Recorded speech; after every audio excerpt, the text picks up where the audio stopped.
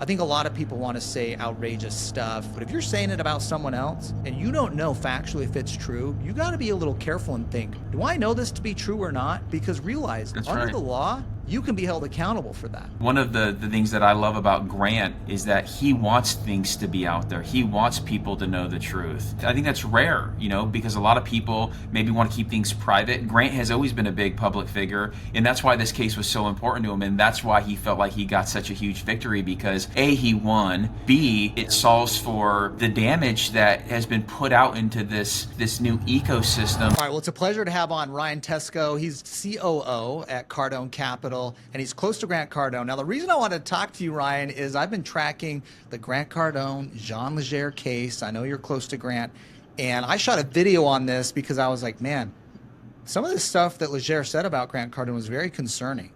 And Grant went to court on this and was like, you can't just say what you want to say. We're going to court on this, which is a very public process. I got some thoughts on that.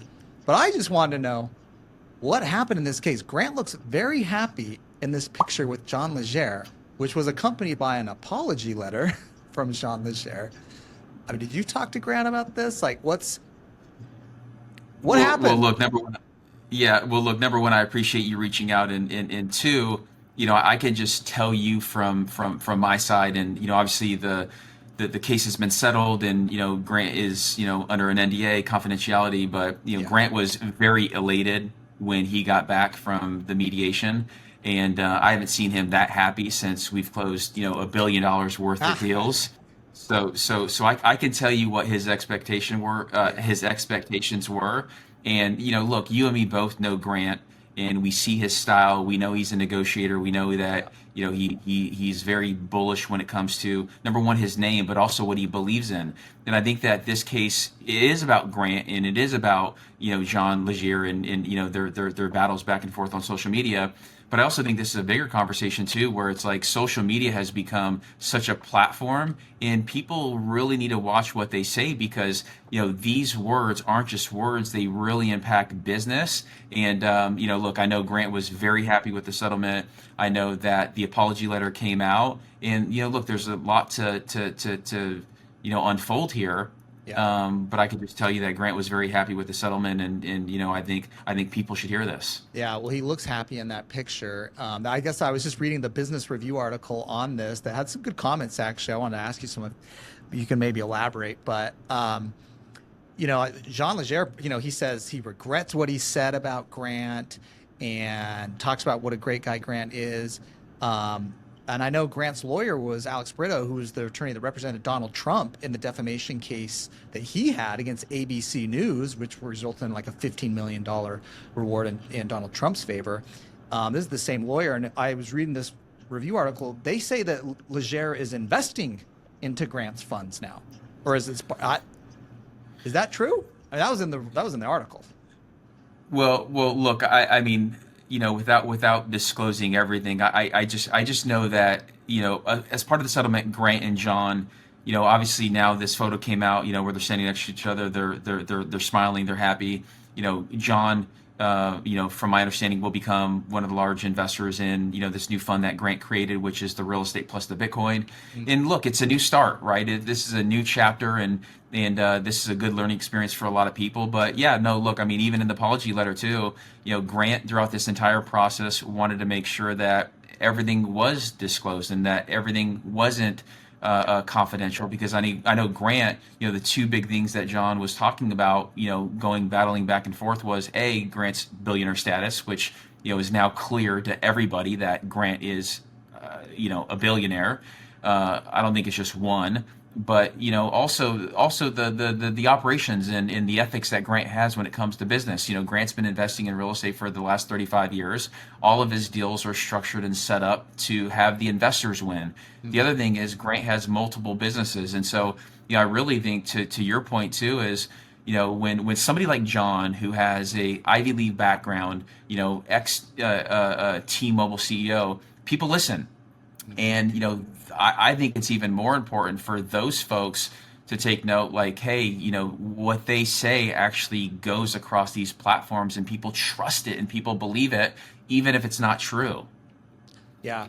And I think this is a good warning call for anybody that creates content or wants to go out and be a hater about someone or some other company even, is there is a law out there called defamation, which if you make a statement that's untrue about someone and you're negligent in what you say because you just don't know, so you say whatever crap you want, and that damages someone, you can be held accountable for the damages. And this is why I thought this was such a big case, why I did my video, when this case first started, is, someone at Grant's stature, he has a big public profile attached to his brands and his companies, but also, which means there's a lot of dollars at stake when you say something about someone like that.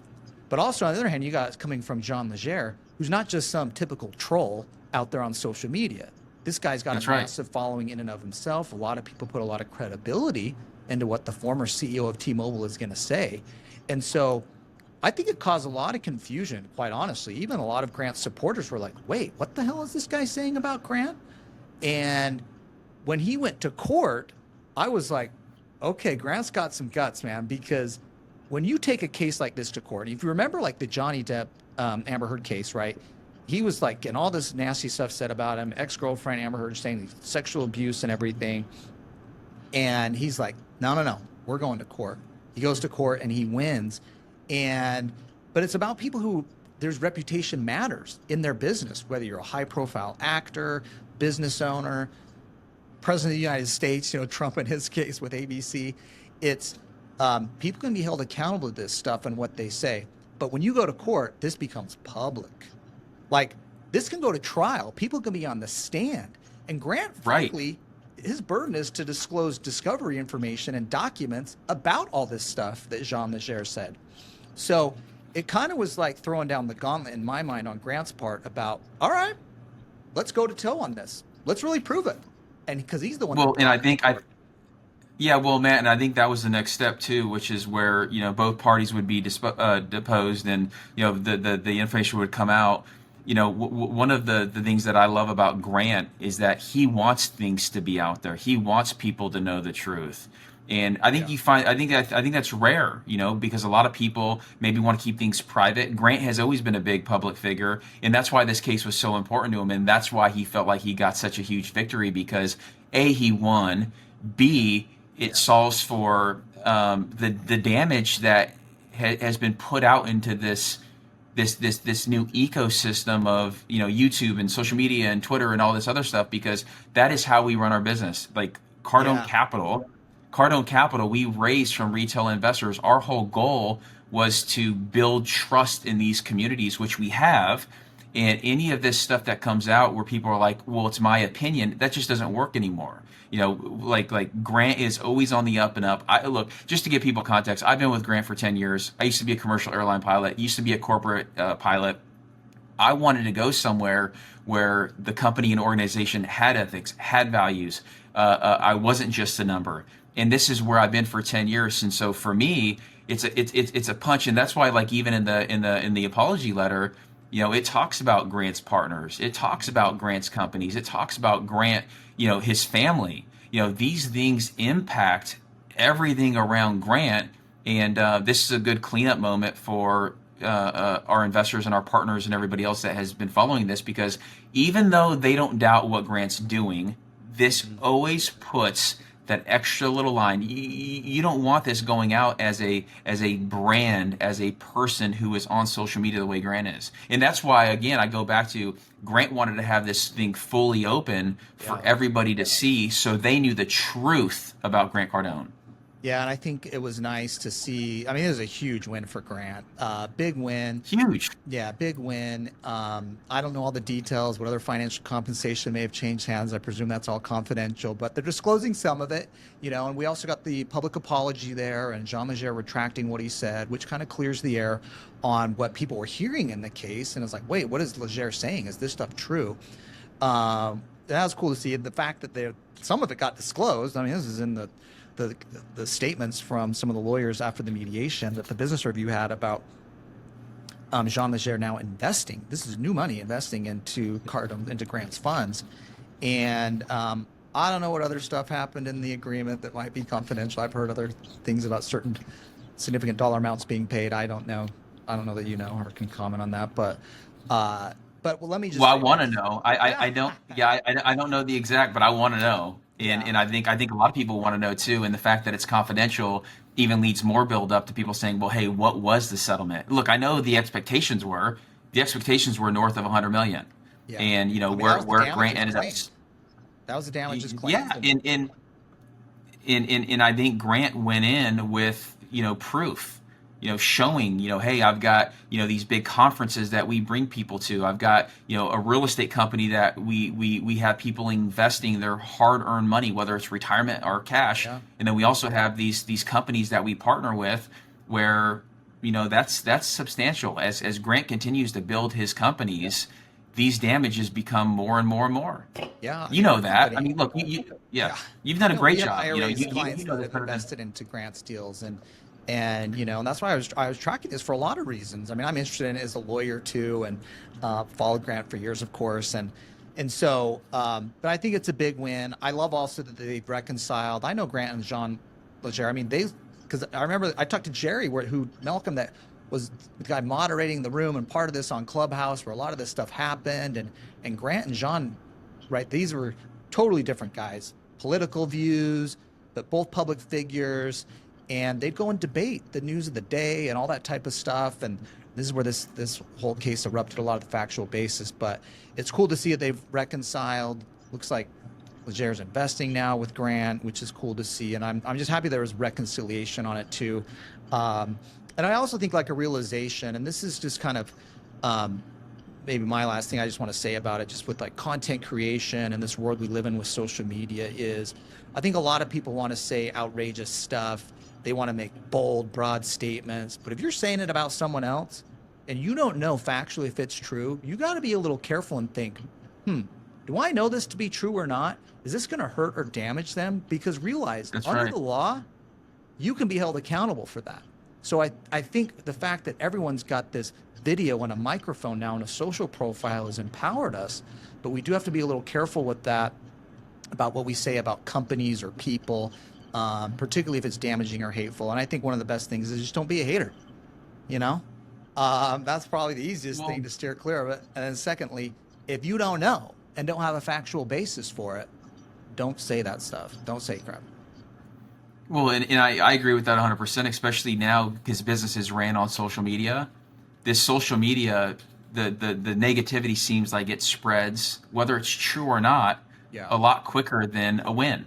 Yeah. And especially when you have two guys that you mentioned this before, they have audiences. Mhm. I think people need to think about what they're saying, be very careful, and have facts. Just have the supporting data to actually say, hey, look, this person is this or this person is that. Yeah. And I think this case clears it up. And I think more people are going to think twice about saying, hey, this is my opinion about somebody, because there will be ramifications on the forefront. Because I notice this goes on quite a bit. Yeah. But then there's there's lines that have to be drawn too, because when you start saying stuff about people that's like, wow, this is clearly defamation, and you heard some of this stuff, Mhm.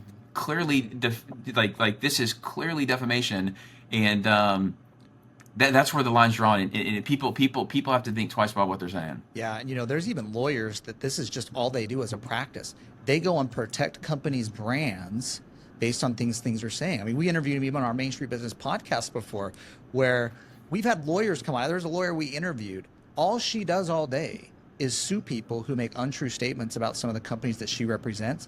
And you know where a lot of it actually is? It's on social media and reviews. Because a lot of companies even their reputation is important to them. And she said, and it was interesting when I interviewed her, she said, one of the interesting things is a lot of the cases that we bring, and a lot of them they're sending like letters, and sometimes they go to court on this stuff because they're trying to clear a company's reputation. She said, it comes from someone who just was not happy for whatever reason in the service that was delivered, but then they're angry at the company. So they go and they embellish and they say all this untrue stuff because of this anger and emotion that they had from a bad customer service experience. But I'm just saying, there's lawyers out there going and protecting companies' brands on this defamation for even reviews. Yeah, Which yeah, is a whole and other Matt, level of where we're operating now. But well, no, and you know this too, like from a standpoint of taking it down, it's so hard to remove this yeah, content. yeah, yeah. because it's so sticky. And so even companies that have high integrity, like Grant, like Cardone Capital, like Cardone Ventures, like Cardone Training, it's hard to take it down. And so this ripple effect keeps happening, and it's just we moved into this world where everybody thinks they're getting confused with freedom of speech and then actually taking it to the next step. Because look, people should be able to say what they want, when they want, how they want. That's why we live in this society. But when you start taking it to the point where it's like, hey, I'm saying something about you, Matt, or Grant, or whoever it is, set this case aside. That's where that's where it really starts to become very damaging. So. Well, thanks so much for coming on and giving me a little bit of update on the case. I want to talk about, I've been trying to learn more about what's happened in the settlement. I think it's a huge win for Grant, and I'm glad that they've also reconciled. And so thanks for coming on, though, and give me a little context on what you've seen. And of course, be following it. Maybe there'll be something else on it. I don't know. Maybe some other details will come. Who knows? But thanks for coming on. I appreciate it, Ryan. Yeah. Well, look, anything I could do to be of service, I really appreciate you even covering the story and caring enough about what we're doing over here. I'm just glad people now can hear the truth about who Grant Cardone is. Hear it from me. I've been around Grant again for 10 years. Like, I know how ethical. I know how much of a stand-up guy he is. I know what he backs his. What Grant says, he always backs it up. So for me, I'm just excited that he gets a big win. People could hear the truth, and we could set this aside and continue to move forward and grow and scale. Because look, what Grant really wants is for himself, his investors, and the people around him to flourish and prosper, and that's the truth. So yeah, love it. Well, thanks so much, Ryan. I appreciate it. And please make sure you're subscribed and following. We'll be providing more updates, more strategies on how to save taxes, protect assets, grow and build wealth. I'm Matt Sorensen. We'll see you next time.